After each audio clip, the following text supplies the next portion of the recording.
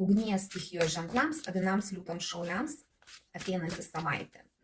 Bendras fonas, pagrindinė savaitės energija. Pagrindinė nuotaika, jūsų nusiteikimas ateinančią savaitę. Kas ateina į jūsų gyvenimą? Darbai, jūsų veikla, santykiai tiems, kas porose, vienišiems, kas pas jūs ateinančią savaitę, ką verta paleisti, kas teiks džiaugsmą, ko pasisaugoti ateinančią savaitę ir patarimas, kaip tą savaitę praleisti kuo geriau. Beje, man labai įdomi jūsų nuomonė, ar yra gyvenimo sritis, kurios pasigendate mano savaitės prognozėse. Jei tai, parašykite, kokia ji ir kodėl jums ji būtų naudinga. Tada galbūt įtrauksiu į sekančią savaitės prognozę. O dabar žiūrime, kas šią savaitę. Fonas pagrindinis, kardų dvejetukas. Iš tikrųjų, visą savaitę busite tokie nusiteikę svarstyti, kaip jums elgtis. Ar priimti kažkokį sprendimą, ar dar jį atidėti. Pasiūlymas gali kažkoks tai būti pasiūlytas ir jūs galvosit, reikia čia jums ar nereikia. Ir čia svarstymų bus tokių, kai jūs galbūt ne visai turėsite pilną informaciją, todėl priimti sprendimą galutinį jums dar bus sunku, bet jūs svarstysite, ar taip elgtis, ar taip. Ar su tais žmonėmis bendrauti, ar su tais, galbūt darbo srity kažkokio tai gal pasirinkti, galbūt tarp žmonių kažkokiu reikia daryti pasirinkimą, galbūt tarp jūsų pačių norų reikia daryti pasirinkimą. Bet bus va toksai nusiteikimas ir fonas savaitės bus toks, kad lyg tai kirba kažkas tai viduje, kad reikia daryti pasirinkimą, bet jūs dar, taip galvojate, dar vis nuo savęs stumėte tą pasirinkimą.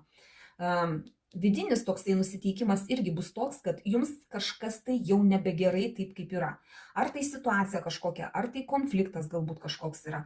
Galbūt netgi vidinis konfliktas kažkoks yra, kad jums reikia daryti kažkokį pasirinkimą ir jūs čia norite jau palikti tą situaciją, kuri jūsų nebetenkina ir eiti kažkur į kažką tai naujo.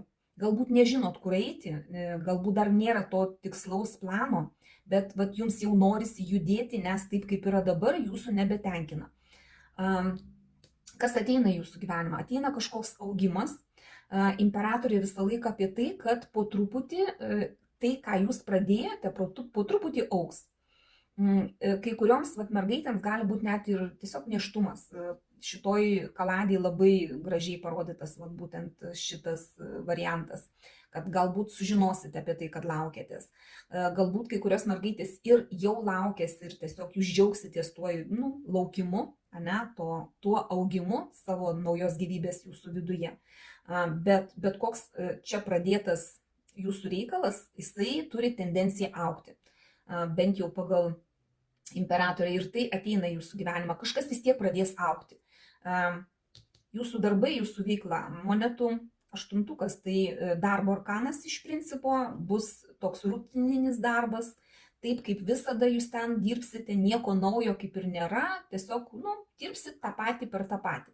Pinigai uždirbami iš tikrųjų ir gausite pagal tai, kiek užsidirbate. Toks ir atlygis bus. Tiems, kas porose santykiai. Kardų karalius rodo irgi tokį atšalimą truputį santykiuose. Gali būti kažkokių tai pastabų santykiuose iš vyro pusės labai dažnai, kai jisai gali pasakyti ir kritiką tokią šaltą, kartais net ir aštrią. Ir toksai susidūrimas gali būti porose. Kai kuriems gali, mergaitės, jums gali grįžti į jūsų santykius kažkokie tai jūsų buvę. Net jeigu jūs dabar esate porose, gali kažkur tai kažkoks tai buvęs jums gadinti santykius ir, ta prasme, lysti į juos.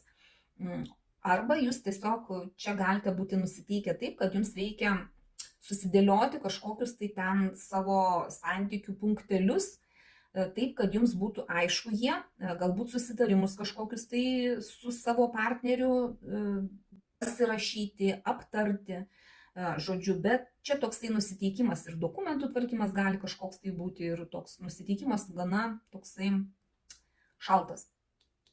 Ir santykiai tokie šalti gali būti ateinančią savaitę. Nesakau, kad tai yra blogai, kartais to labai netgi reikia, ir galbūt bus apie ką pagalvoti. Galbūt netgi vat, yra tas noras toksai, kad judėti reikia kažkur tai truputį kitą kryptim. Nes taip kaip yra jūsų santykiuose, galbūt irgi nebetinka. Galbūt dėl to ir kritika bus, galbūt dėl to bus ir aiškinamasi ir dėliojami taškai ant į. Kažkokie reikalavimai galbūt bus keliami. Vienišiems, kas pas jūs? Dar vienas kardų arkanas, iš tikrųjų daug baimių. Daug kardų ateinančią savaitę pas jūs. Ir čia baimės, galbūt nepasitikit savimi. Galbūt turit kažkokių tai baimių dėl naujų pažinčių. Bijot užkalbinti, bijot, kad tas žmogus, kurio jums reikia, jūs ten pasiūs ant 3 raidžių kaip pavyzdys.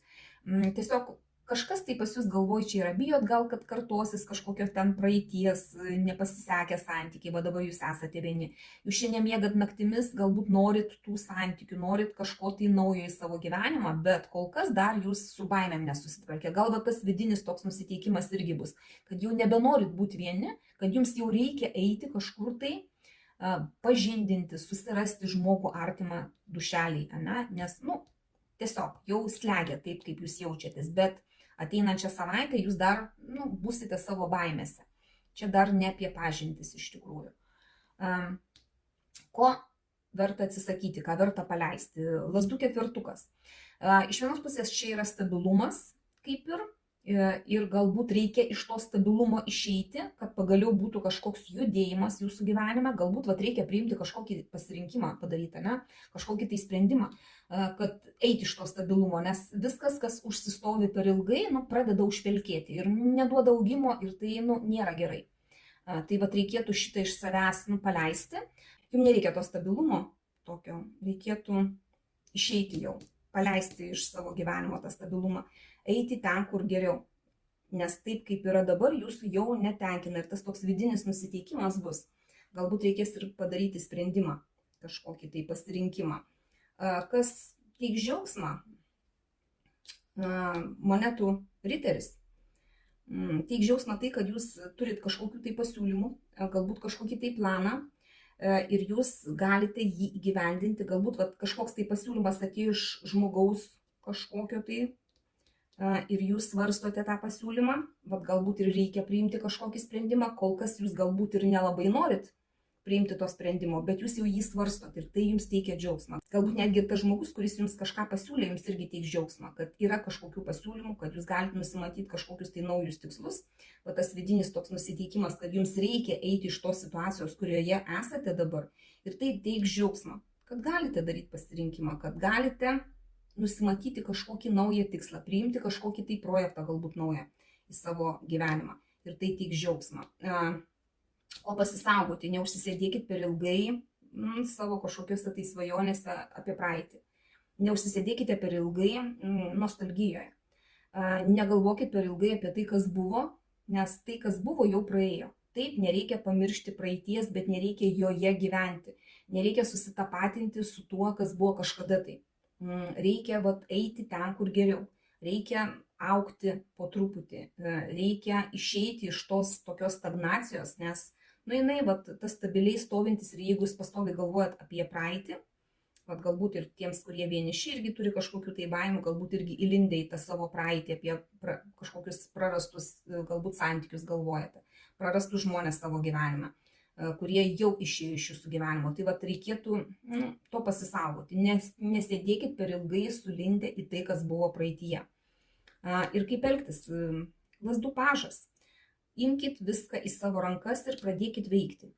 Palikit tą stabilumą, išeikit iš tos nostalgijos, palikit baimės, susidėliokit galvoje mintis ir eikit į kažkur tai geriau, jeigu ten, kur esate dabar, nebegerai. O čia jums nebegerai. Tas vidinis toks nusiteikimas, kad jums jau nebetinka ten, kur jūs esate, tai ir eikit. Čia naujos žinutės, nauji kažkokie tai impulsai jums pradėti kažką tai naujo. Ir tas augimas ateina pas jūs. Vadinasi, tikimybė, kad galit pradėti kažką tai naujo yra.